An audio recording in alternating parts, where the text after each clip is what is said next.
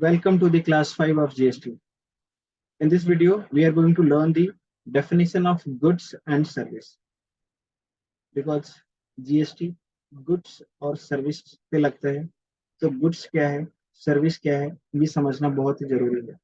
So let me share my screen.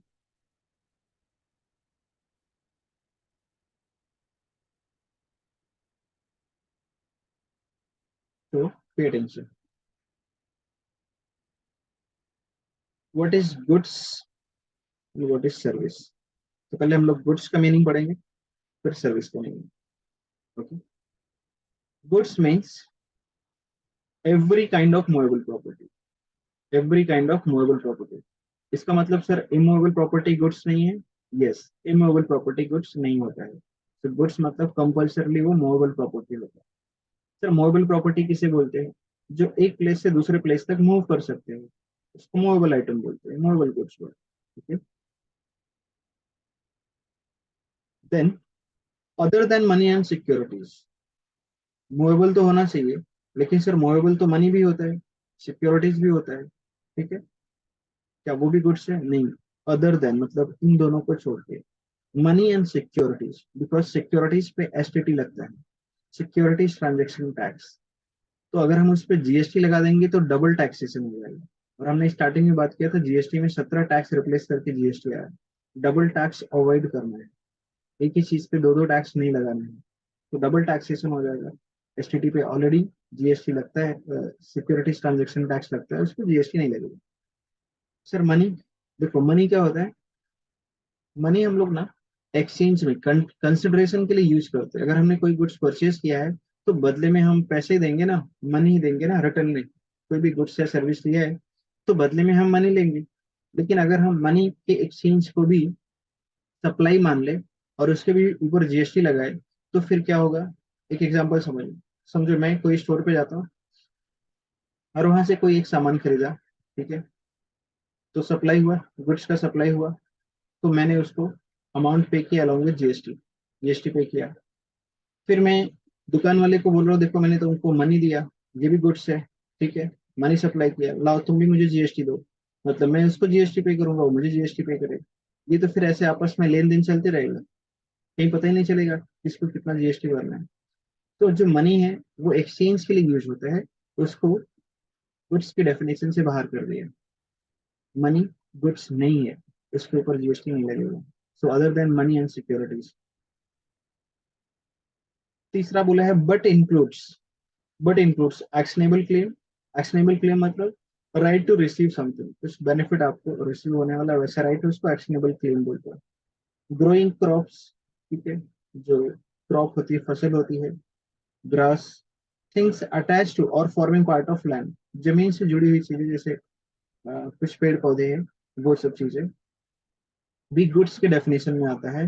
Which are agree to be severed before supply और under contract of. जैसे किसी के खेत में, किसी के फॉर्म में कुछ फसल लगी हुई है, अभी वो फसल पकने में, तैयार होने में समय है, एक दो महीने का टाइम लगेगा अभी. तो उससे पहले ही उसका कॉन्ट्रैक्ट हो जाता है. तो जो कॉन्ट्रैक्टर है वो आते हैं, फार्मर के साथ कॉन्ट्रैक्ट कर लेते हैं कि आपकी ये फसल रेडी हो जाएगी, तैयार हो जाएगी, तो ये आप हमें दे देना. उसके लिए अभी से कॉन्ट्रैक्ट कर लेते हैं. तो वो भी गुड्स की डेफिनेशन में आता है. ओके. देखो गुड्स की डेफिनेशन में तीन चीज है. ठीक है, goods means A B C, तीन चीज है ना. मीन्स मतलब ये तो है, मूवेबल प्रॉपर्टी जो है, मूवेबल प्रॉपर्टी वो गुड्स है. लेकिन कुछ चीजें नहीं है, उसको एक्सक्लूड कर दिया है. किस चीज को एक्सक्लूड किया है? मनी एंड सिक्योरिटीज को. मनी एंड सिक्योरिटीज, इसको बोला गुड्स नहीं है, क्रॉस मार्क कर दिया. और ये है मूवेबल प्रॉपर्टी.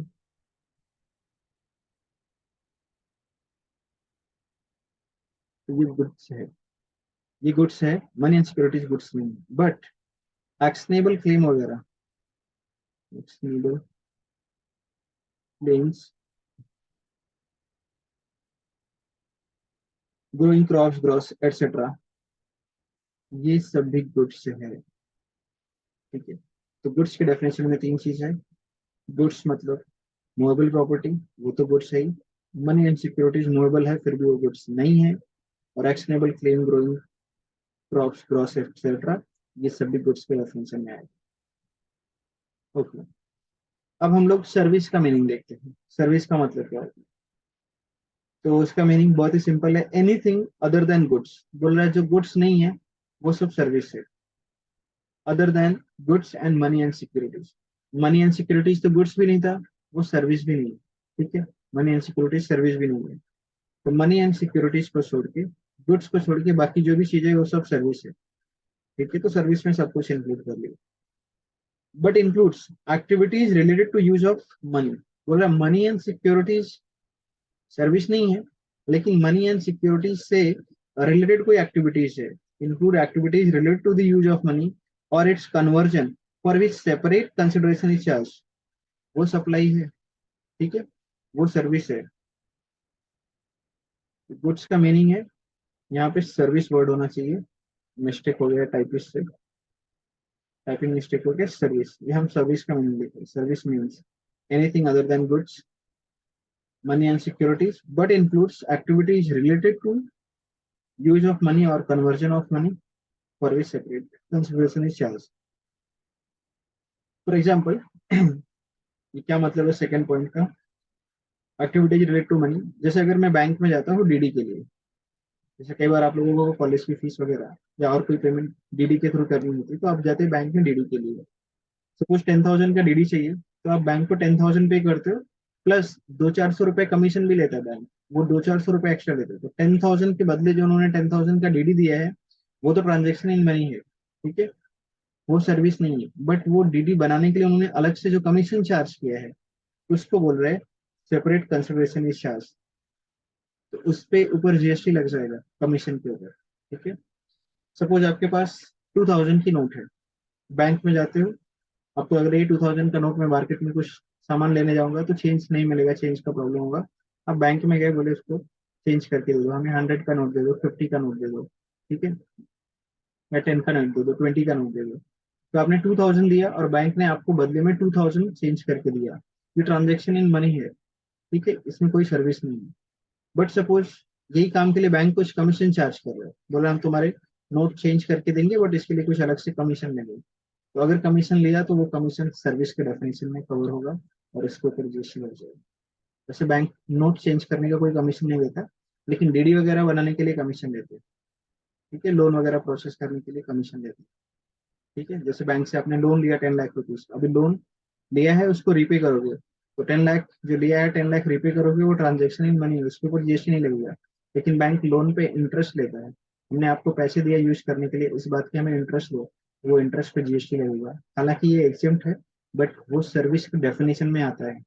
ओके, सो बोलो, बात समझ में आई? गुड्स और सर्विस क्या है, बहुत इंपॉर्टेंट है गुड्स एंड सर्विस का डेफिनेशन जानना, बिकॉज पूरा जीएसटी इसी पे तो लगता है, गुड्स और सर्विस पे। अगर आपको पता ही नहीं गुड्स और सर्विस क्या होता है, तो फिर जीएसटी लगाओगे किस पे? बात समझ में आई? Yes sir. ओके, सो बात समझ में आई। वीडियो को लाइक सब्सक्राइब शेयर करना, और कमेंट में लिखो किस टॉपिक पे वीडियो चाहिए।